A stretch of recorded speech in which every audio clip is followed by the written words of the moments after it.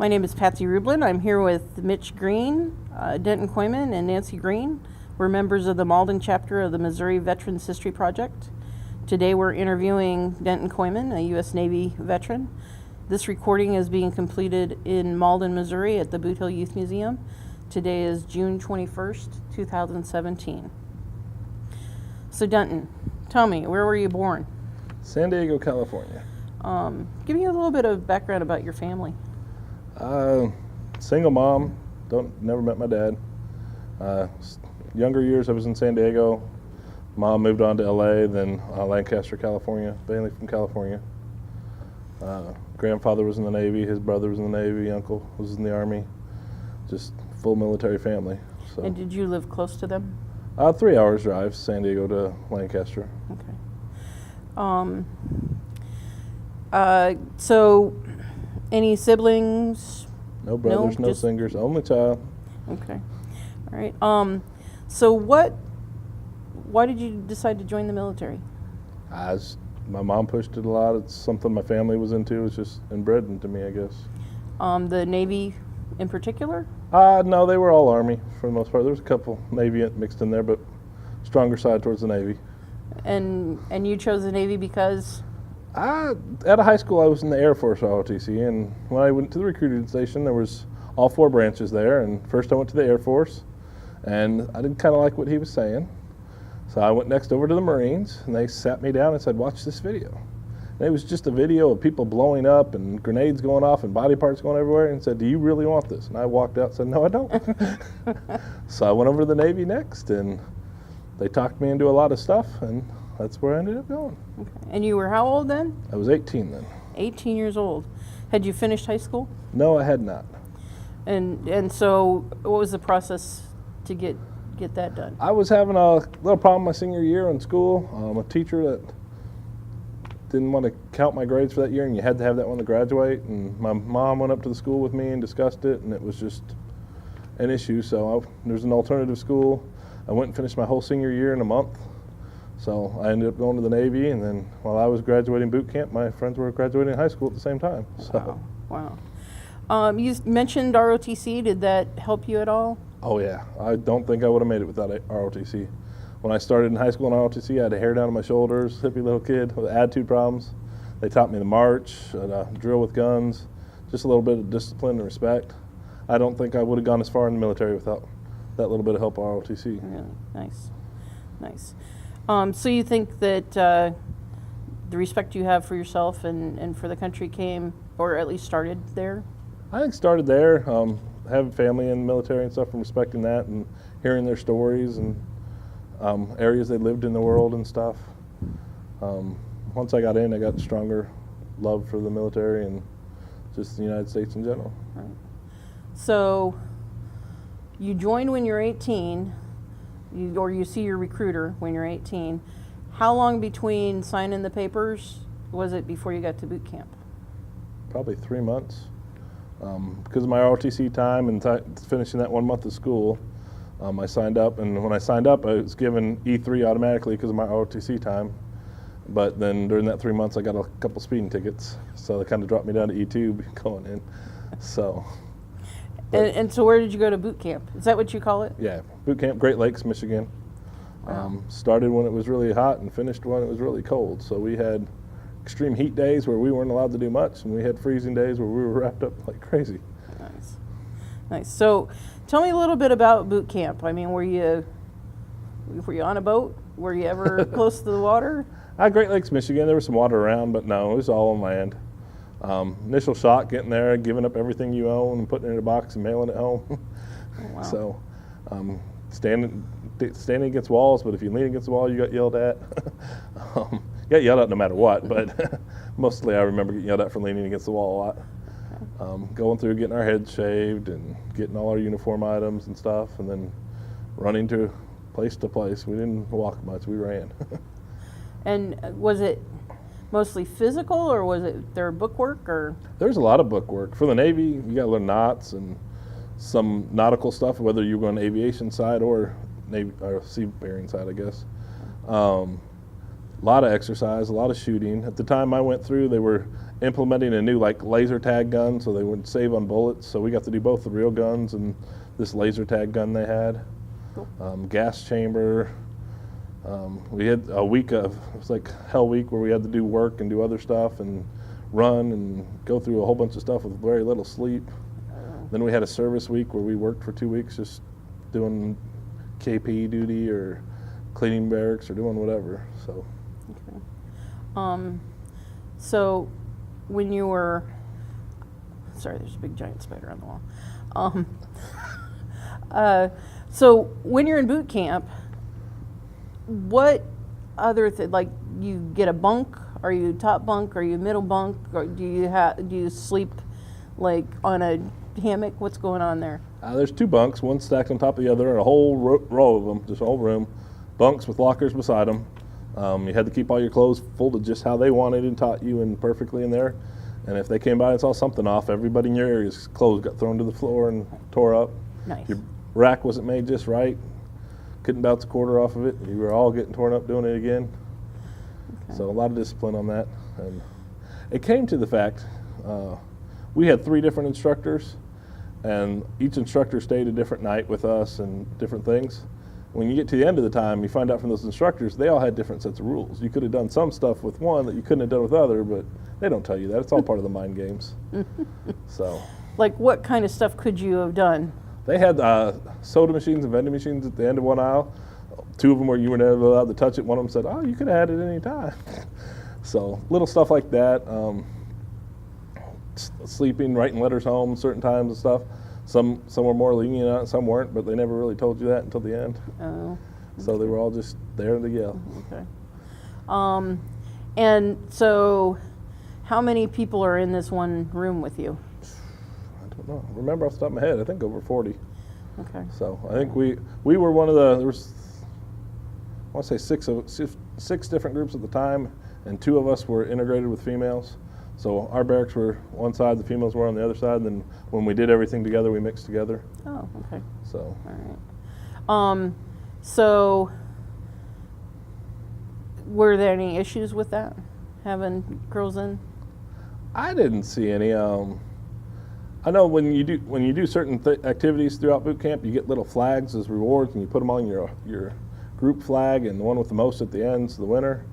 The groups with girls and guys mixed together kind of automatically were given those flags, and then the other groups with just guys had to earn their flags separately. So a lot of them thought they earned a lot more because we were just giving it to because we had girls. Oh. There's a little, I guess, sexism or something put in there, but Because the guys were being easier on the girls, or because? just the standards, and they're thinking that they couldn't do as much. Okay. All right. That probably drove you crazy.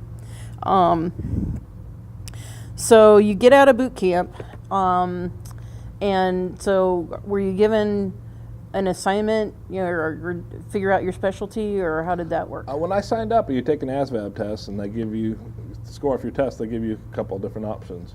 And I was given military police, supply, aviation, and I forget, some kind of transport thing or whatever. And talking with recruiters and stuff, they said aviation's the future. People flying everywhere, you'll always have a job. So I jumped on aviation. Okay. So. And so then, what did they train you to do? Next, I got sent to an AIT school, which is down in Memphis, Tennessee, or around Memphis area, and trained me to work on just all different types of jets. They taught you rockets, they taught you jet engines, they taught you prop engines, just the different types. Because from there, they decided what squadron you were going to, so they really didn't know where you were going yet. Okay. So they taught you the basics of all engines at that school. Still some more marching and stuff. The barracks were a little bit more open. You did have your weekends free time if you had civilian clothes and stuff, but you had to wait for your family to send you some civilian clothes. It wasn't too bad. Yeah. Did so you were like in a class with other people that had your same specialty? About how many people did you? There's probably about 30 in my class for jet engines, and there was different classes for electricians, for ordnance people. It was a giant aviation school, so it had all different rates and stuff there. But in my class at the time was about 30. Did you have more time to get to know people? Oh yeah, you had plenty of time to get to know Yeah, people. and so do you still keep in touch with any of them? None from boot camp or A school, but I do have several from different squadrons I've been in that we've kept really close contact with. We still talk to each other. Yeah, okay. So So how long did training take? that training was probably 3 months, 4 months, and then I got to go home. I spent like about a week at home, and then I got sent to my first squadron, which ended up being San Diego. I joined from California area. Didn't want to go back to California. Wanted to see the world, but Navy stuck me back in California. Okay. And then I got to spend like a week at my squadron before I got sent to a C school to learn just the specialty of that engine. Oh, okay. So And where was the C school? it was in San Diego itself. It was a 90-day class on base. They just called it an AMTRAE, and it was just a training And did they school. decide at that point which type of airplane you were going to be working on, or you? When I left the A school, we picked orders and picked areas of where to go and stuff, and that's the time they picked my airplane. Okay. So, but then sometimes people go straight to those schools. Sometimes they wait for the squadron and send you that school. Oh, okay. And I got lucky. I got to go to my squadron, learn a little bit first, then get sent to that school. And what was your aircraft? What is an ES3 Viking at the time? Can you describe that? I'm not very familiar. There's two different types. An S3 is just like a giant refueler. It flies up there, refuels F-14s, F-18s, Phantoms, anything. The ES3 looks just like it, but has a just dome on the top. And we were spy Navy. We went up and listened to people's conversations. Oh. So when we were in the Gulf, we had translators in there that were listening to phone calls and listening to everything. So we could hear what's going on while the AWACS or something else was kind of watching what was going on. Oh, okay. And were you ground crew or flight crew, or? I was ground crew. I worked on the engines and stuff. Okay. Normally when you go into a squadron, you start low level, washing airplanes, checking the oil, doing the basic stuff. You got to work your way up. But I went into a squadron that split off into debts because we were specialty spy Navy. We only took 2 aircraft on each aircraft carrier when the other ones were taking 12 to 14 aircraft. Oh, okay. So we broke off to smaller debts. So we only took 2 guys that did the cleaning and stuff, and I got lucky enough to go into my actual rate right away. Oh, okay. And I think having the E2 coming in kind of helped out. Oh, okay. So So did you have to get special clearance to? we had to work on get a- secret clearance, but didn't go any higher than that. The ATs and other people that worked on that surveillance equipment had to get higher clearance. There were compartments on the airplane we weren't allowed to open at any time because people could take pictures and get the frequencies and stuff. Okay. So, and we had our own skiff, everything, a lot of top secret Oh, stuff. wow. And do you know who were flying? Who your pilots were? Oh yeah, we knew the pilots. Yeah. We got really close with our pilots, and just about every squadron I was in, we got close with the pilots. But I think the debt concept, when it's a lot smaller group and stuff, and your officers have to do a lot more with you, you get really close with them. I was listening to somebody talking about their military experience, and they basically referred to to their jet belonging to the crew, and they would borrow it every once in a while, kind of like that. Is that what you're Kind talking of. about? We say you may need a college education to fly it, but it only takes a high school education to fix it. So, but we were very territorial over jets too. We had our own little squadron stickers, and if another squadron was around, we might go around their jet and hide our stickers throughout their whole jet, kind of tagging it or zapping it, as we called it. Okay. So we had the garter jets. So then you would tag it like in a place that was obvious, or? Some obvious, some we'd find the hardest place to find that they probably wouldn't find for months. When you were out on a ship and another squadron flew in on that ship and officers were just talking or something, and we took over their airplane and we chained it down to everything, well, we'd zap it like crazy. And so what's the longest you ever had one tagged? Longest, do you I don't know the longest, the one that's left us, the one that we found some that were years, we haven't been around that squadron in a long Oh, time. wow. That's I cool. just- That's cool. So tell me about your first cruise, and was it a culture shock, or? Kind of. It was on the Carl Vincent. It was just a normal aircraft carrier, I guess. And so that Carl Vincent is an aircraft carrier. Sorry. You know, being not in the Navy, how big is an aircraft carrier? Oh, it's huge. I can't describe it building wise, but we carry 5,000 guys. There's a lot of people on it. Our squadron had 2 aircraft. Our sister squadron had 12. There was 1 helicopter squadron that probably carried about 6 helicopters. 3 F-18 squadrons that probably had 14 F-18s apiece. 2 F-14 squadrons. a C-3 squadron and an E-2 squadron. So they each had about 2 aircraft apiece also. Okay. Ton of aircraft. And so how many decks would you have? Well, you had the main flight deck, and then you had the hangar deck. And then through the ship, there was so many decks. So we lived off normally the top half from the hangar deck up. So I don't know how far it went down in the ship. I didn't ever go looking down. Never went on an adventure? Yeah. Well, they don't give you time. When you're out there, you're working 12 on, 12 off. Oh, okay. So you're working 12 on, 12 off, no days off, right? No days off. Well, when you're out to sea so long and don't hit land and stuff, sometimes you get a swim day or something. What's the swim day? Where they just stop the ship, turn on the sonar, the scaring any wildlife away, and you just jump in the water and swim. So I've seen 2 of those while I was in the Navy. Oh, wow. Also, if you're out to sea for so long, I want to say it's 60 days without hitting a port or something, you have a beer day. They have beer on the ship, they bring it up on the flight deck, and everybody's allowed two beers. Wow. So I've been through 3 beer days. I didn't drink at the time, so it was nice to sell my beers to other people so they could have a few more. But what do you get for a beer out in the middle of the ocean?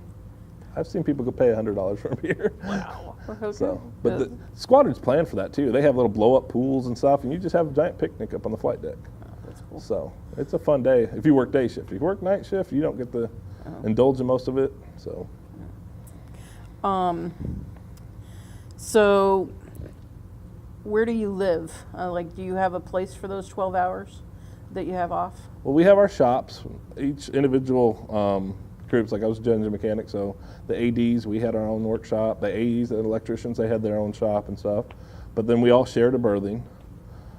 My first cruise, I was fortunate. We were like one of the first cruises to bring females. So our squadron had 5 females, and the other squadron had 5 females, and those were the only 10 females on the boat. So 10 females to 5,000 guys. So, were there any advantages or disadvantages to that? I think for us there was advantages. If you wanted anything on that boat, food, parts, anything, you send one of the girls, 10 guys would be carrying it back for them. Out to sea for so long, not seeing any women, they'll do anything. That's great. Disadvantages for the girls, though, they had one small berthing for them that was down in the middle of the galley, and then their bathroom was halfway down the galley. So they had to walk up through the galley while everybody was eating to go down to the bathroom and do whatever they got to do and come back. So I don't know if it was purposely set up that way or what. A little bit of a parade there. I know the girls didn't like it. Yeah, I would imagine. So tell me about your typical day of working on that boat. Typical day depends what department you're in. I started my first cruise in maintenance department. So basically I worked on whatever aircraft was down in the hangar bay. If something went down on the flight deck and they weren't doing much flight ops, I'd go up there and work on it. We wore green turtlenecks. We always wore turtlenecks. Maintenance was green. Brown were the ones that washed them and checked the oil and stuff. They were called line crew. White were the troubleshooters or safeties. Blue and yellow were the ship's company for moving aircraft, and red was fire or ordnance. So I was a green shirt my first cruise. You got to get quals to get up to do some of the other stuff. So I did a lot of maintenance, a lot of cleaning engine parts, doing whatever that was needed to be done for the aircraft. If the aircraft wasn't down, you were in the shop cleaning toolboxes, doing something. Low man at the totem pole, you ain't getting time to sit around and do anything. So further cruises along, I got my quals, I got my turn qual, I got my troubleshooter qual. My next 2 cruises on carriers, I was a white shirt, and we just did troubleshooting on the flight deck, launching aircraft nonstop. I'd say that was my favorite part, shooting an aircraft off the flight deck. And while you got other craft moving around, jet engines blowing on you, chance of getting sucked into another engine. You do it at night, you got holes in the deck, and you could fall through a hole at any time. Oh, wow. It was a fun ride. I think at the time was considered like the second most dangerous job in the world. So. So you say that the chances of getting hurt, did you have accidents on any of those cruises that you remember? Oh yeah, we had just general accidents. Some were stupidity, people not wearing the proper protection equipment or simple stuff. Like what do you mean? Like when you're on the flight deck, you're supposed to wear double hearing protection. You put little foam ears in, then we have a helmet with ears. Then we have goggles to protect our eyes and stuff. Some guys wouldn't put the double in, and they've lost their hearing because of it. Some, when you're messing with fuel samples or something else, you're not wearing your goggles, you get fuel in your eye. Some, when you're just dropping an engine or moving an engine, you put your finger in the right spot. When it's going down or up, you can lose a finger. Ouch. As a troubleshooter, especially at night, because on the aircraft carrier, The aircraft carrier is pretty flat, but there's a little compartment. You can get a power cable if you need to plug into your aircraft or whatever. And with the shadows and very vivid lights, and an airplane will park here and there'll be a shadow over the hole. You go walking by, you fall straight in that power compartment. It hurts. And how big is the power compartment? Pretty big. I don't know the exact dimensions, but I could fit in it. And I'm a pretty big guy right now. All right. It would only go down that far, so you're not falling far, but it hurts. I would There's imagine a big wheel down there with a cable wrapped around it. Oh, ouch. Broken ankles and Yeah. stuff. And you're only allowed so much equipment when you're walking around because aircraft can suck up anything. Right. You had a tool pouch you carried on you, had like only 12 tools in it, and you had to check it every time you went up and down. Your flashlight had all these parts on it, and you had to tape them on. And at night, you're only allowed the red light because you don't want other ships and stuff to see you as much. So try and look in the dark for a hole with a red light. It's wow. safest, but. Wow. So you're on the Carl Vincent. That's your first one, right? How old is that? That one was a newer carrier. It's a nuclear carrier. So my second carrier was the Connie, and she wasn't nuclear. So we were stopping for fuel every once in a while. Where with the nuclear one, you don't. Oh, okay. And then drinking water and fuel get mixed sometimes, and your water always tasted nasty. But I still liked it. How does that get fueled, the Connie? The Connie, we'd stop. There'd be fueling ships that'd come up beside us, and they shoot a rope over, and you'd pull these fuel lines, and they'd connect them up, and they just drive side by side as slow as they can, getting closer and getting farther. And the fuel lines were on cables that swayed, and it was a fun thing to watch. Right. You didn't have to do that part. No, no, that was all ship's company that did that and stuff. So Now, did they refuel the ship as well as aircraft fuel? they put jet fuel in and ship fuel in for that boat, or for the other carriers, they just put jet fuel in. And we would fill up our jets ourselves. They'd have fuel hoses. We'd just call for the purple shirts at the time. They were the fueling guys, and they ran up. We'd call for them. We'd hook it to our aircraft, and they would turn it on. And we'd have to take a sample, make sure there was no water in it before it started pumping and stuff. And then it was rate stuff. What? That they didn't swap them. Yeah. Yeah. Okay. All right. That's really interesting. So, how many different ships were you on? I was on 3 aircraft carriers, did 3 Westpacks on those, and 1 destroyer. So what was the third aircraft carrier? The Lincoln. The Lincoln? CVN 72. It was nuclear powered, probably the newest one I was on. Bigger, smaller than the other ones, or? About the same as the Vincent. They're about the same size. The Connie was the smaller one. It's older, very old. The destroyer, it's a small boat, trust me. A lot smaller than a carrier. Different cruises with them all. My first one was we didn't have some. We went right in bombing into the Gulf, so we did some bombing with that. My second one was more of just like a regular cruise, just Operation Southern Watch and stuff. My third one escalated stuff with 9/11 and stuff. We weren't pulling into port as much. We called it a money cruise. We had a couple beer days, and because we never got to pull in and do anything. So when you don't get to pull in, you save all your money. Right. Unless you're married and your spouse is spending it all at home, but that's a different story. You brought up 9/11. I know that you were in the service before it happened. Can you tell us a little bit about 9/11, the day, and what happened? The day it hit, I was at the shop. We had a TV in the shop and the news was on, and we watched the second aircraft go into the tower. And then within 30 minutes, we were packing our stuff and getting on a carrier to protect the West Coast. And I was at a shore squadron at the time, and there was a carrier in port. It didn't have a squadron assigned to it yet, any jets or of any type. And there's 2 of us on shore duty at that base that the carrier pulled out. We packed up all our stuff and flew it on and flew all our people on, and we were on it within an hour, and we were patrolling the coast. And then other squadrons, like F-18s and stuff, coming from Nevada and stuff, we'd land their aircraft and chain them down, and their people would fly in. And eventually, we'd have a full stock carrier. But we'd travel from San Diego to San Francisco until we knew what was going on. Wow. So how long were you out? That time, I was on shore duty, and we were out to sea probably 3 months. Wow. That was a non-planned cruise, and you're on shore duty, you're not supposed to be going out to sea. We did get relieved some too, because we had other shore duty guys and some guys that volunteered for it for extra pay and stuff. So I didn't stay up but 30 days. Okay. I had a spouse and kid, and my wife was also in the Navy at the time, and she was on night shift at the time, so she got stuck at home. They shut down the whole base. If you were on base, you weren't going home, and if you were off base, you weren't getting on. Wow. It was security shut down everything. Wow. So it was probably a month before she got to go back to work. She got paid the whole time, so it was good for her, I guess. Just spend time with the kids. Well, and but- good for your kid. Yeah. So you had one child? At that time, I had one child. Didn't have my second till after 9/11. So. So what was that like? How old was he when you were there one day, expected to come home that night, and then you weren't there for 30 days? He was younger during that time, so I don't think he noticed it. He was a baby for my first cruise, so it sucked missing him. I had pictures of him in my rack, and I got sent pictures and stuff, but I don't think it was till my third cruise that I could call home when we hit Australia, and he answered the phone, and he was able to talk and stuff, and I think I just emotionally broke down then. It's like, wow, he's missing out on me. Wow. So Yeah, that would be hard. And then my fourth cruise, I had my second child by then. He was still that young, but my oldest was getting older, and he kind of understood, and he would ask more, and he was around the aircraft more. He came to base a lot with us. He's a Navy brat. I think it was easier on him my fourth cruise, but he didn't understand my third cruise as much. Did you have any issues with him not remembering you when you got home? When I got home, I'd say my last time was pretty hard. Both of them, I came in through the airport, and neither one of them really ran up to me and stuff. And my youngest took him a while to get to know who I was and stuff. Yeah. So I was gone for 9 months. Yeah, That's hard. It is hard. Yeah. Especially when they're that small. Yeah. So, okay. Was the internet a thing back then?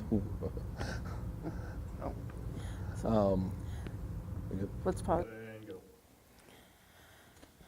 So, you mentioned that you had a wife and some kids. Is it on your first cruise? Were you married as well? I got married out of high school. Right after boot camp, I came home, married my high school sweetheart. And then I went out to sea a month later. So basically, we got married and I went out to sea, and probably by my first port, Australia, probably 3 weeks into the cruise, I got a Dear John letter. She was pregnant with somebody else's child and leaving me, and pretty terrible thing to get right before pulling into a great place like Australia. Wow. So the hard part about that was she was on all my bank accounts and stuff, and when you're out to sea, you call the bank, say, hey, I need somebody to take off my account. I said, no, you got to do it in person. I won't be back for 9 months. So she had free reign of all my money for 9 months. Wow. That part sucked, yeah. So, but I made the most of it. I had a good cruise. I was young at the time too. So when I came back, I took care of that, and I volunteered for the first cruise that came up just so I can go back up and make some money. So. Did that happen to a lot of guys? Yeah, you saw it happen a lot. And that goes both ways. A lot of guys, you see them out in port chasing girls all the time, married guys, everything. It was never my thing, but you see it go both ways. A lot of Dear John, losing your family and your kids, it's hard out to sea. Sometimes some guys couldn't take it and flew home. Some guys just kept going. So you said you met your wife while you were out. My second cruise, I met my wife. She was part of a squadron, and we were on the carrier together. And we just kind of flirted and talked while we were out to sea. We hit a couple of ports, Hawaii together. We were Australia, Hong Kong, Singapore. It's like we got to travel the world together while dating on the Navy's time. It was pretty cool. That's cool. We got married a while after my second cruise. Well, good. So you talked a little bit about ports of call, so to speak. If you could pick one place that you could go back to, where would it be and why? Australia. I love Australia. Been there 7 times. Perth and Sydney. It's just beautiful country, beautiful place, nice people, really nice people. Every port you go into, they give you a briefing on what to do, what not to do, what areas to go to, what not to go to. With Australia, there wasn't as much as that. You get off a carrier and there's a giant board on the wall, or there's a board up there with a wall, and it's just a whole bunch of phone numbers of families that will want you to come sleep with them, and they'll feed you and take care of you, and just really nice people. Oh, wow. So. And did you do that? I never did. I had trust issues with people. I'm not going to go stay in somebody's house, sorry. I came back to the boat, but I did a lot of the tours and stuff, Outback Adventure tours and stuff. Freaky one just popped in mind. You get on a bus for this Outback Adventure tour, it pulled into right through a drive-through bar. and you just order drinks through your bus windows, and then it kept going down the road. Freakiest thing in the world. They got drive-through bars. Drinking and driving is not a problem. That's pretty cool. That's pretty cool. So Australia, huh? Australia was my favorite. All the countries I've been to make you love America more. I think it was Hong Kong was the first time I was there. You get off and needed to use the bathroom, and there's people everywhere, but there was a public restroom over here, and go over there. It's just a hole in the ground. You got to squat, and no toilet paper, no nothing.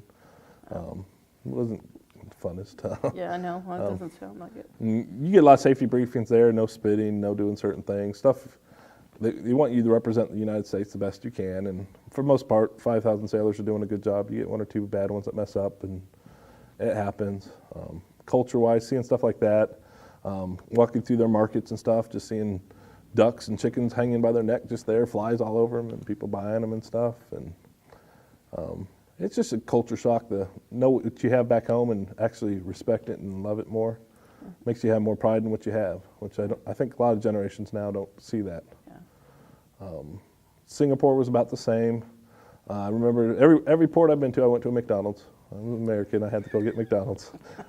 Except for Australia, I think it wasn't McDonald's, it was a Burger King, and it wasn't called Burger King, it was something else, but everything was Burger King marketed.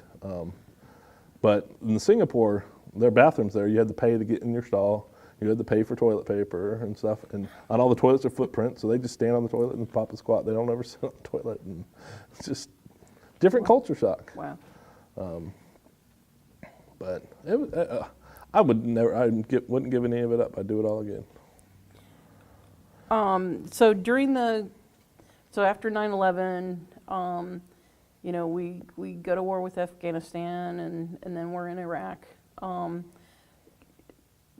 you have any interesting stories about, you know, maybe the Strait of Hormuz or any of those things? Well, when we're entering into, you got to go through what's called the Strait of Hormuz. And basically, for an aircraft carrier, it's a really narrow area that you're going through that people can shoot rocket launchers at you from either side. You see land on both sides, which on a naval ship, you don't want to see land as much. So when you're going through the strait, you're normally going through at night. They make you wear full chemical gear just in case someone shoots something chemical at us. We seal up the whole ship, all doorways, everything. So those stuck outside are stuck outside. Those inside are safe. We keep aircraft on the CATs ready to launch. We have aircrafts flying in time, kind of keeping overwatch over us. And we're just stuck up on the flight deck in our charcoal suits with our gas masks on, just hoping nobody shoots a rocket launcher at us. Okay. And so you're up on the flight line? Yeah, I was on the flight deck just about every time I went through. Just the more seasoned you get, the more you just do it so other people don't have to. I liked working the flight deck at night more than I did at day. Day you get to see the ocean, it's beautiful and stuff, but you get distracted watching too much. At night you keep your head more on a swivel, paying attention to everything that's going on because it's more dangerous and stuff.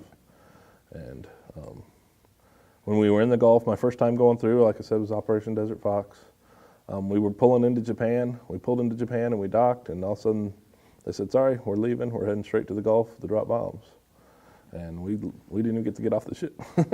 So we turned around and went straight to the Gulf, and within the day we were dropping bombs.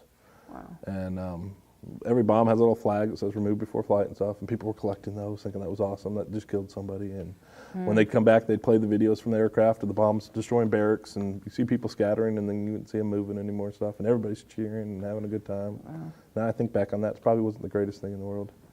But when you're young and dumb and having fun, I guess it's different. Yeah.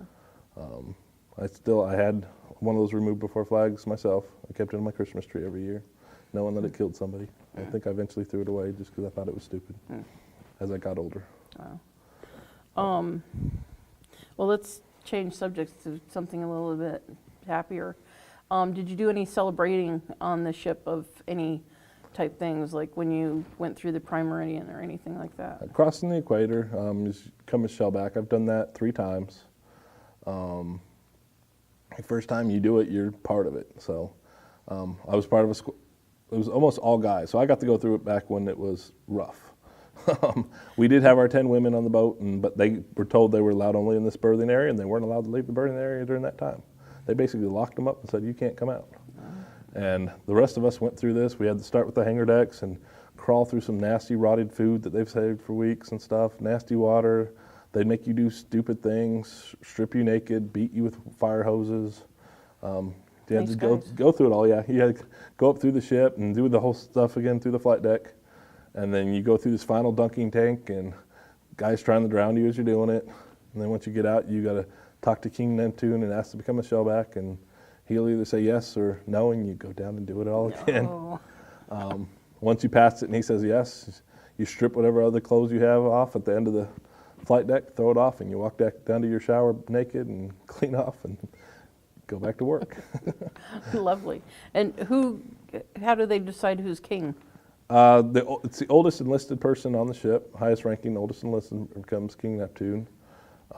And if you've gone through it before, you get to do the torturing. If you haven't gone through it before, you get to be tortured. I can remember slow dancing with a gentleman, half naked. I didn't care for it, but they thought it was funny. But when I went through it, the next cruise I went on to, there was more females and stuff. They would actually let females go through it then too, but they had to wear full bathing suits. They couldn't wear bikinis or anything. It had to be a full one piece, and they had to keep their uniform on. They couldn't ever be told to take their uniform off, and the guys couldn't either. They had to walk down all slimy and nasty. We didn't get to throw it off overboard anymore. Right. We had to put it in trash bins and more politically correct Navy. Right. But it was different. It was fun too. You didn't get the haze as much. There's no more beating people with fire hoses. People got a little hand and hurt. And That might be a good thing. yeah, it's a safer Navy now. Anything different when you went across the Prime Meridian? I went 3 times. My first time was you considered a golden shellback. You hit dead center, and it's same traditions and stuff. Just different name, I guess. Okay. When we did it on destroyer, it wasn't as much. When you got an aircraft carrier and so many guys, you're going through a whole bottom hangar bay, then you're going through a flight deck on top, and you got a whole bunch to go through. With the destroyer, you just have the front and the back, aft, and just, it wasn't as much. So what's your most vivid memory of your Navy experience? Vivid memory. Like when you think of the Navy, what would it be? Was it when you got hurt? No, my most vivid would probably be, or I don't know, what's vivid area I'd like to go back and do again is working a flight deck at night. When flight operations stop at the end of the night and you shut down your aircraft and stuff, it quiets down. The stars are just so bright. There's no light pollution anywhere. You're out in the pitch black sea, so it's like you can almost touch the stars. During certain areas, when we go running dark and all the ship's lights go out too, it's even better. Just lay out on the tow bar and just kind of watch the stars. Hang out with the guys. I like that. Best part of boot camp, I would probably say, is the gas chamber. I loved the gas chamber. Why? I just, one of the things I wanted off my bucket list. When they put us all in the gas chamber, guys and girls and everybody, they say you're going to do this for a time limit. They're going to drop the pill, take off your gas mask, and you have to wait so long, and you have to say your name, your rate, and where your hometown was and stuff. Then they get to let you go. But then before they got started, they say, how many of you guys think you're tougher? So a group of us rose our hands, and we got to go to the back of the line, so we had to stand there longer with our gas masks off. And then they got to us, they said, okay, all of you guys do the Macarena. And we had to try, and we couldn't be done until we got the Macarena right. We got snot and stuff pouring from every orifice. Oh, Yuck. nastiest thing in the world, but I'd love to do it again. Fun memory. Fun memory. That's funny. So, did you make some lifelong friends? Made some lifelong friends. Yes, got 3 or 4 that I keep in contact regularly. Different parts of the world. One's Chicago, close by. I plan on going up and visiting him. He has a daughter, and we talk all the time. Always joke with him when can his daughter date my kids, my boys. Always pick on him for that. One just moved to Tennessee that I'm thinking about visiting him too. So he moved for a job. Just people you got friends with, family with. 82 Lewis, a buddy of mine, Xavier Lewis. He's probably still considered the godfather of my kids. If anything were to happen to me, I know he'd be there for them. He's in Houston, Texas, and he gets 2 twin little girls, and I'm the same for him. Anything happens, I'll be there for him. Nice. So, some good friends. Nice. Can you tell me a little bit about your injury, Okay. or a lot? Well, I went from carrier Navy working on jets to going to a destroyer working on helicopters. So I had to start from the ground up again, learning a different aircraft platform. And for the engines part is pretty much similar, just a lot smaller engine. But we just, on the aircraft, we worked on our engines, our fuel cell, and our auxiliary power unit. On the helicopter, the giant rotors are ours too. So it was a new system for me to get used to and learn. The boat was differently. When you slept in your rack on that boat, you had seatbelts because it rocked. And you could roll right out of your rack. When on a carrier, you don't feel any motion. It's so big and moving. But on the destroyer, you could walk on the side of the walls as you're going down the hallway. Oh, wow. So it was a big difference being on a smaller boat to a big boat. But it was still fun. It's an experience. We took that to Guam. Our job in Guam was to bring Navy SEALs in, and we took Navy SEALs into the Philippines looking for terrorists. At the time, that was a terrorist hunting ground or training ground. So during our time there, we were just flying in Navy SEALs to wherever they needed, picked them up wherever they needed, hear good stories. When we were done with our mission there, we left Guam and headed home. We hit Fiji. We got to go off in Fiji, do a little visiting for a day or two. On our way back out, our aircraft was ready. Some guys were working on it at the time, was ready to go. I went on top to do some checks, and as the boat was pulling out, the waves were getting higher, and the boat was rocking, and the aircraft was chained down, and it was rocking, and it just jerked. And I fell back, hit my back on an engine bay door. Then I fell 15 feet down and broke one of my knees and hurt the other one, and was pretty bad shape. They took me down to medical and decided off the x-rays and stuff that they saw I was in pretty bad danger. So they wanted to medevac me off the ship. But our aircraft didn't get checked because I didn't get to finish checking it. So we didn't have an aircraft to send me off in.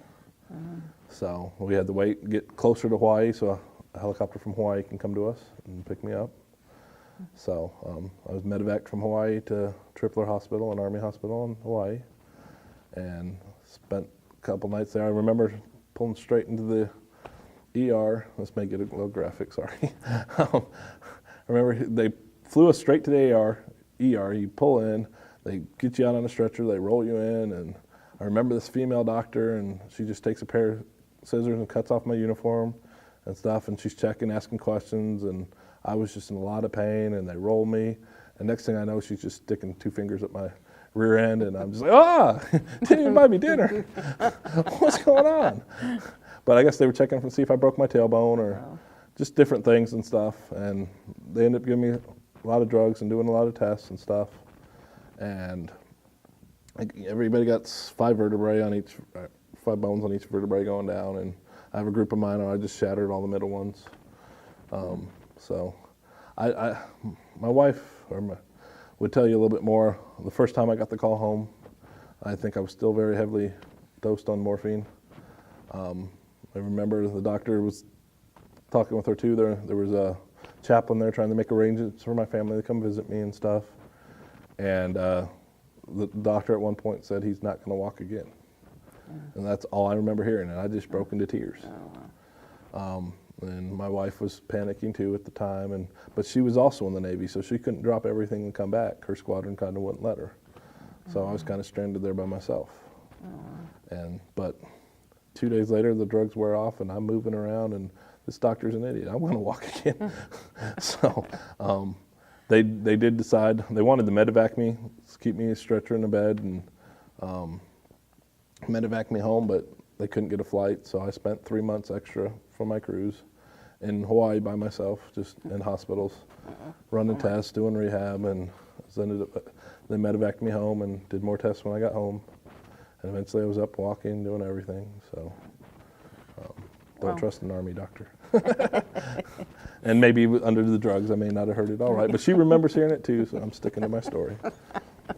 Well, I'm glad that you can walk and all of that other stuff.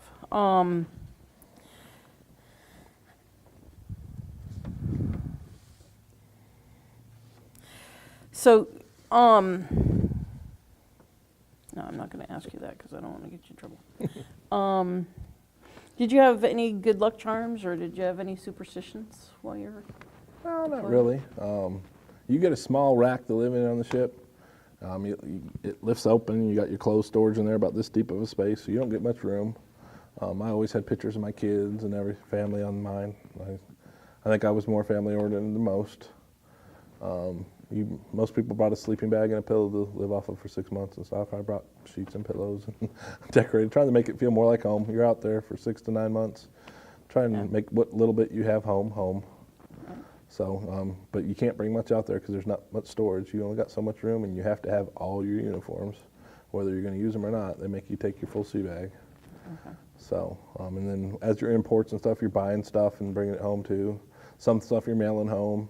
Just by each carrier where we pulled in, there's normally a U.S. Post Office there. Whatever you bought, you just bought it in a box and mailed it home, and that way you didn't have to bring it back on the ship for most things. Some areas, when we pulled into the sandbox, was in the Gulf. Sometimes we call it the sandbox. It's just a fence in the desert, and they bring shops and food places there, and that's all you're allowed to go to. That's port. There's twice I went to the Gulf. We were allowed to go out and deeper in the Gulf, but for the most part, we were stuck in the sandbox. You could get Cuban cigars and stuff there that you weren't allowed to have in the States. So some of those may have made it on the ship and home, but you couldn't mail those home. But did you bring home any art with you? Not art really. When I was in Hong Kong, bought a set of China silverware for my grandma, and I mailed it home to her. My second cruise, I bought a set for myself, mailed it home to myself. In the Gulf, I bought me a Persian rug. This is a smaller version of one. They were pretty expensive, and I wanted some kind of memorabilia. I think I got a little something from every port, so I liked it. How about any tattoos? Yes. Yeah. It's a Navy thing. Well, why is it a Navy thing? It's one of those things you got to do is get a tattoo when you're out to sea. And I looked. My first cruise, I didn't get one. I didn't kind of know what I wanted.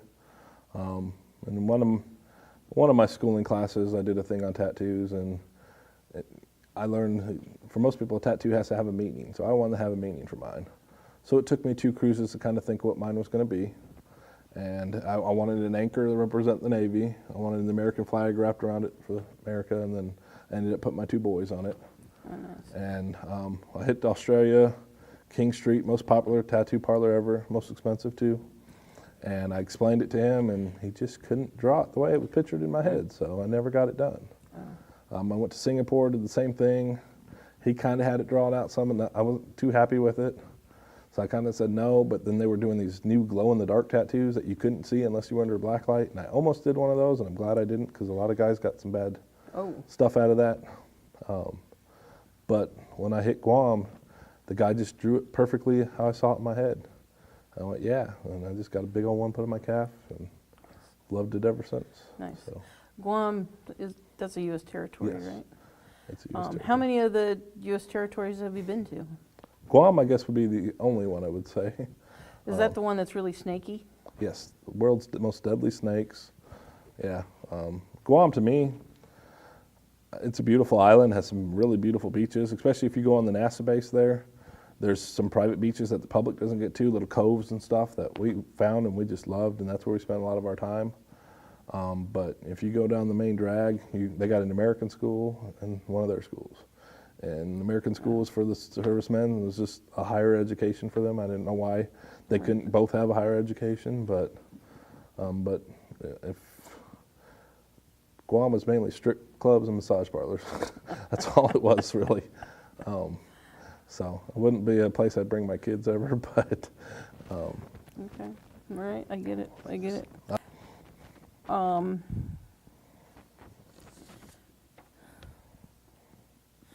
So when you left the Navy, was it because of your injury? Yeah. The Navy decided back injury, and the back is just so dangerous and so weak of a thing that I wouldn't be able to overcome it. I was in my squadron at the time, and I couldn't do stuff on aircraft. I couldn't lift jet engine parts anymore, stuff like that. So while they were figuring out what to do with me, I went to brig chaser school. I get to become a brig escort, so I escorted prisoners from squadrons to the medical, to their squadron for information, to jail cell, to court. So I did a little bit of that.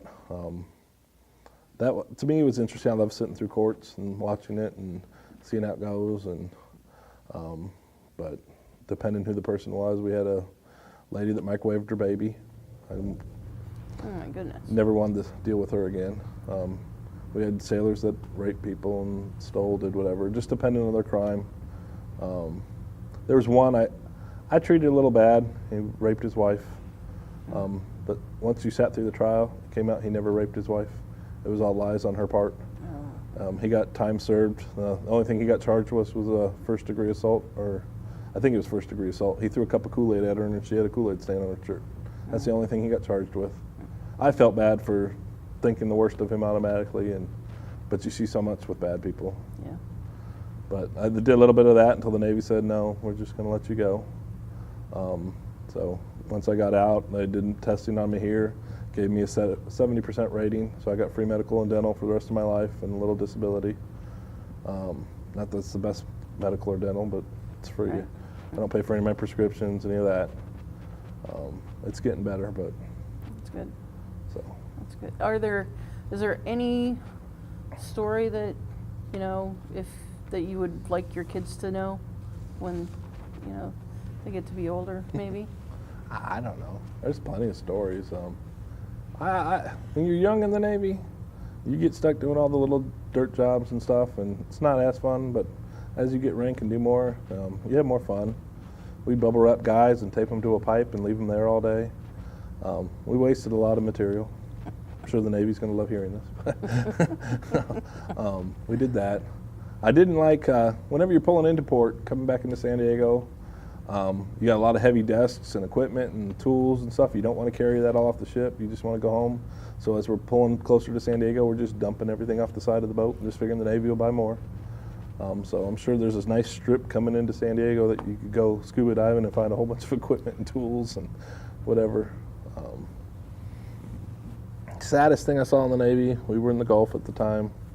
It was a no-fly day, really. We was only doing test flights that day.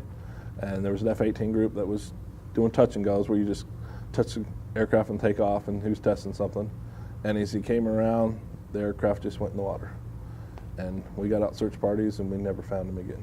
Wow. And that sucked. See, someone close to you that was out there with you just disappear like that, and they ended up finding his aircraft, but never found his body. Wow. And did they ever figure out what happened? I think after the investigation, we were told towards the end of the crew it was just a hydraulic malfunction, and that's what they were doing touch and goes for too. So I don't know if they just ruled it that because that's the maintenance they were testing at the time. But that was probably the saddest thing to see, is lose somebody close to you, a pilot or something that you work with on an everyday basis. 9/11 sucked, knowing that and everything we went through with that. When I was young, Desert Fox, watching them just blow people up and stuff. You thought of it as cool then, but you think back of it now, you don't. Destroyer, we had an incident on the destroyer around the Philippines. We were a big naval destroyer, and there's these little paper boats with fishermen on them coming closer to us and coming closer to us, and you hear them blow a horn, and you hear them coming on the radio speaking different languages, telling them, look, stay away, back off, stay away, and they keep coming at us, keep coming at us. So then they set quarters, and everybody's getting armed up, and we're getting people trying to put up our aircraft and stuff. I was duty at the time, so I had a shotgun, and we're just standing there waiting for something, and then all of a sudden you see these guys in little boats pull up some weapons and start shooting. So we shot back, and so there was a malfunction-wise, I guess. The gunners up top with some bigger guns were eager and happy, the first time probably getting to shoot at somebody, and the safeties were missing off the side of their gun. So when he turned to keep shooting at them, he turned and kept shooting on the boat and shot our aircraft and one of our aviation guys, and became a big issue. The SEALs on the boat were really pissed off. They were big on gun safety and everything, and they had a lot of training days after that for those guys, boatswain's mates. But the guy that got shot, it was a piece of shrapnel came, I think it went through the aircraft, then through his arm. He lost all feeling in his arm and stuff, and I'm sure he's getting a good disability from the Navy now. Kind of thinking back about it now, that they were trying to shoot us, and they deserve what they get, but we kind of sank their boats, killed a couple of them, and the ones that were left alive, we just left them floating there in the water, and we drove off. I think nowadays you'd go back and pick them up and arrest them, do whatever, but I don't know. I wasn't in charge at the time. And you guys were pretty far out. We were around the Philippine Islands. I don't remember how close we were to one of the islands. They might have been able to make it back. They might have had other fishing boats that came out for them, but we were just patrolling through the islands and stuff. Let's So. take on a destroyer with a rifle. Sounds like a good plan. Well, I don't have any more questions unless you'd like to share something else with us. Nah, I enjoyed every minute of it. Would do it again if I could. Unfortunately, I got hurt and cut short, or I would still probably be getting ready to retire now. So, but Well, I appreciate your service thank you. very much.